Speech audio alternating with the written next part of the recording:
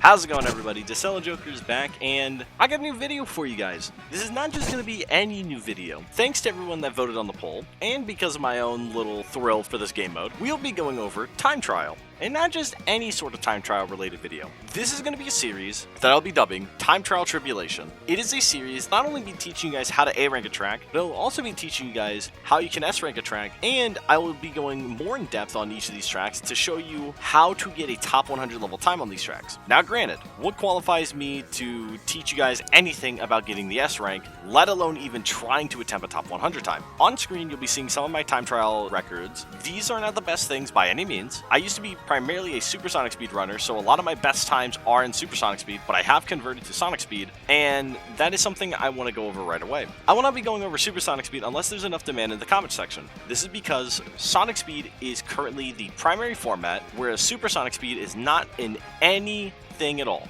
Not world match, not legend comp, not even competitive. It is very unfortunate, and I really hate it. But unfortunately, we have to play Sonic Speed, even though I really love Supersonic Speed. Now, what will I be going over in these videos? I'm going to be going over in depth why you should be picking a certain gadget set, what characters you potentially pick, what vehicle you should be picking, and I'll be going over every single track in the game at some point or another. This is very important because each track are very unique from one another, so learning each line for each track is going to take some time, but when you master these lines, you will not only see massive improvements in time trial, but you'll even see massive improvements when you go and play online. I want to start the series off with a banger, and if you couldn't tell from the thumbnail, we'll be going over Blizzard Valley, which is one of my favorite tracks in this game. You might be like, oh brother, this guy stinks! And you know what, I don't blame you, genuinely. I like this track because the lines in this track feel really enjoyable, and when you master this track, it feels absolutely amazing to perform these lines. Without further ado, let us go over Blizzard Valley.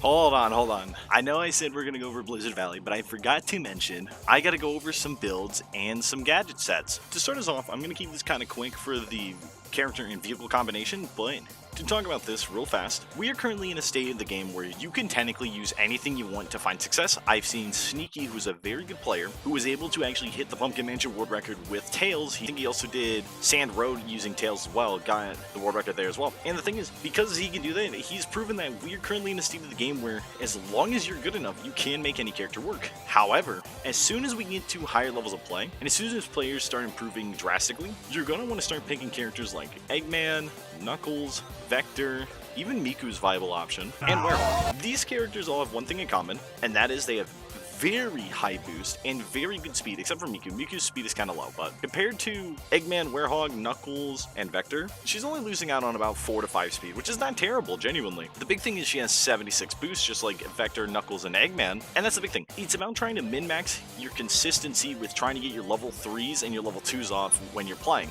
And we'll talk about that more when we get to the gadget sets. In terms of vehicles you should be wanting to pick, you should be trying to pick J Iota. The reason you want to pick J Iota is because you get a stat line similar to this, where you have about 50 handling, which is actually very good, and then you have 76 boost and 40 speed. If you go Miku, you actually have almost 60 handling with 76 boost and 35 speed, which Miku, the reason I'm bringing up Miku is because she actually shares a very similar speed stat of about 182 to 183 when you're on J Iota, with Eggman, Knuckles, Vector, Werehog, etc. And it's very nice because that means she's a viable option. Obviously, in terms of min-maxing, you probably just want to go with Eggman, Knuckles, Vector, Werehog, or Zavok, characters like that, who have very good speed and boost stats, but you don't have to only pick them, obviously. Again, there have been players, like I stated earlier, that like Sneaky, who have found success with Tails, or there are players that got a top 100 time with Egg Pawn, Sage, and some other goofy characters. So it's very possible. And again, with J Iota being so good and so min-maxed, it is the perfect vehicle for trying to get an S rank time. And especially if you want to get a top level time, you need to be playing J Iota. Now, let's get into the gadgets.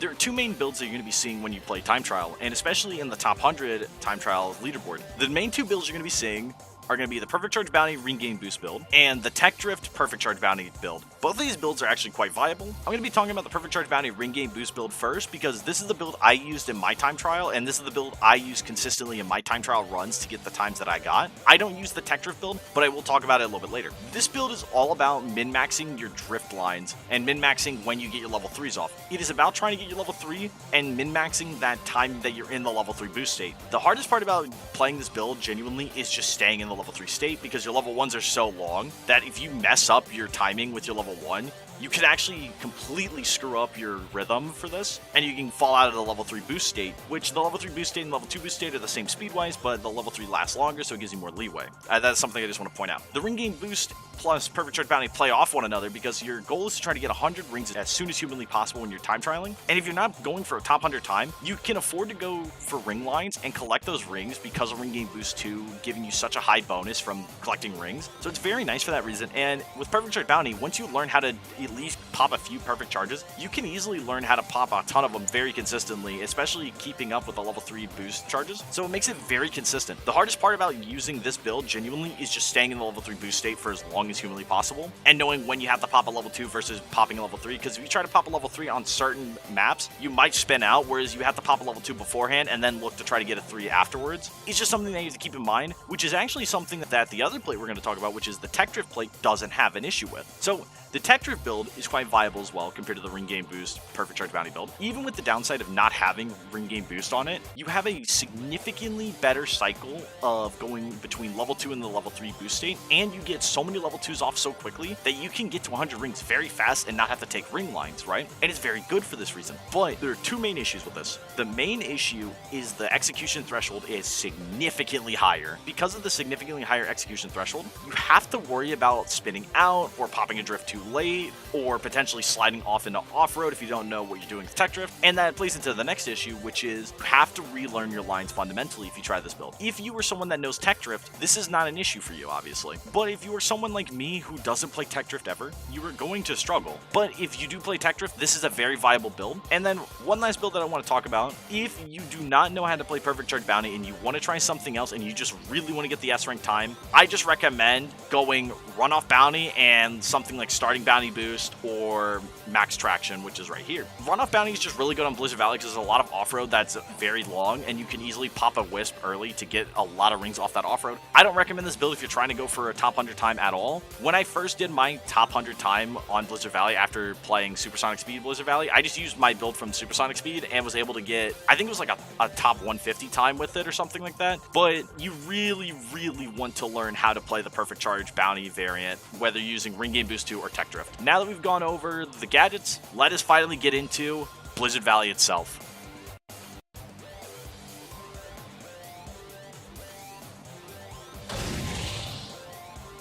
Getting started on Blizzard Valley, I've slowed down the video to about 30 frames per second to help make sure that you guys understand everything I'm doing in this video very in depth. So, with this time trial, biggest thing that you gotta worry about is the slipperiness of the track, so your lines have to be very unique compared to normal tracks. With this track though, you want to specifically start charging your boost to the left, setting yourself up to get a level 3 before you get past this set of pylons, to set yourself up to grab this Wisp on the far left side, and then charge yourself another level 3. This gets you to 18 rings off rip, and if you collect this 5 rings and a couple extra rings, you get about 28 to 30 rings. And you can set yourself up for a level 3. This gives you another 9 rings, putting you at 37, which is huge. Should give you enough time to get another level 3, hit both these dash panels, and try to charge another level 3. If you can, you want to delay the level 3, so that way you pop it here. I messed that up, but this is where you want to pop that level 3, so that way you get the speed, and then you can sneak in a level 2 like I did there, to get you another 6 rings, and then get you another 9 rings. Right now, I should be at 70 rings if I was actually playing optimally, but unfortunately I was not. This spot right here, you have to be very careful of, because you can actually go into the air and miss your boost, and it could bug. So you wouldn't get those 9 rings there, and then you grab this Wisp, charge to level 3 before you get to this corner, so that way you can take it very inside. Try not to get bumped like I did, because I'm an idiot. But then you should have enough time to charge another level 3 and set yourself up to charge one more level 3. This ramp jump, if you don't set it up correctly, you can actually mess yourself up. You can choose to go to the top path or the bottom path. Both are fine because you need both these Wisps, so choose whichever one is more comfortable for you for the first lap. And set yourself up to just consistently get your level 3 lines going here. I tend to try to hold the level 3 out from there, but I pop my level 3 a little early to set myself up for this line here. And if you can, you want to pop level 3, but since I popped my level 3 in that situation, it made me go wide, which is not the best, especially if you're going for a top 100 time, but I was lucky enough that my lap 3 was a lot better. But as you can tell, lap 1 is very much about just getting to 100 rings as fast as possible. Obviously, as you can see, I failed to do that before I got to the 3/4 of the waypoint, which is a very big problem. So I lost time here. But that lap 1 has a lot of time save on it if I played it optimally. You want to charge a level 3 as soon as you can before this bend and pop this level 3 and then take an inside line, setting up for another level 3 going into this bend. With going into this bend, getting that level 3 off and then holding a semi-hard right angle here on your joystick allows you to start up another level 3 while maintaining a tight line. This sets you up to hit these dash panels again. Obviously, I missed it here, unfortunately, but I do get a level 3 here, and then what you should try to do here is you try to charge a level 2, pop it, but instead I got greedy, charged level 3, and I took a super wide angle here, and had to pop another level 3 to try to salvage this. At this point, I should have just stopped doing this run, because this should not have given me a top 100 time. I even made the stupid mistake of hitting this ramp, jumping up, and doing tricks, and then getting a level 3, which the level 3 is nice at least, and it allows me to salvage my line right here, but I still bump it like an idiot and just bobble around like a dummy. So this line right here, you have to set this up very carefully. If you don't, you'll go really wide or you go into the snow. This line is very particular because it's very tight to the snow here, and it sets me up to go ahead of my time currently, which is nice, allowing me to continuously salvage my mistakes. But unfortunately, I do miss this dash panel, which is a huge mistake because now I slow down. And because I didn't hit that dash panel on the left side of it, and I hit it on more the middle to the right, I go a little wide. I do grab this wisp, set myself up, and you skip this off-road here. The reason you skip this off-road is because you're going to be using this wisp on lap 3, and because I bobble here, I'm an idiot. That slows me down quite a lot. But besides that, this wisp will set you up very, very well for lap 3, because during lap 3, just like lap 1 and 2, taking that S-bend cut is very, very important. So, just like lap 1 and 2, charge a level 3, try to take this line right here as tight as possible on this curve, get this 10 ring, charge a level 3, pop it, and set yourself up for another level 3 going into this long bend.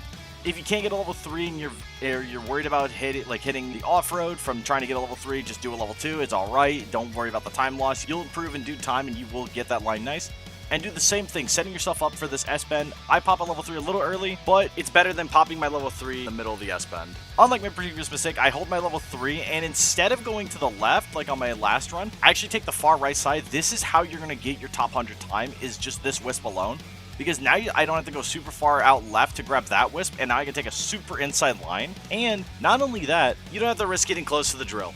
When you're going to this flight gate exit, this is one of the most important things you have to worry about with an E-gear. If you hold in any direction or you mess this up, you will fly into the off-road and it'll lose you tons of time. I got lucky here and I played my line really well. Got a very nice inside line and I didn't get flung into the off-road. That single flight gate has probably cost me hundreds of runs. I hit the dash panel like I was supposed to. I missed the second one. But this third one I hit, and I'm taking a very inside line here. I go a little wide to set myself up for this final off-road cut. Pop this a little early because it's 5 seconds of boost rather than 3.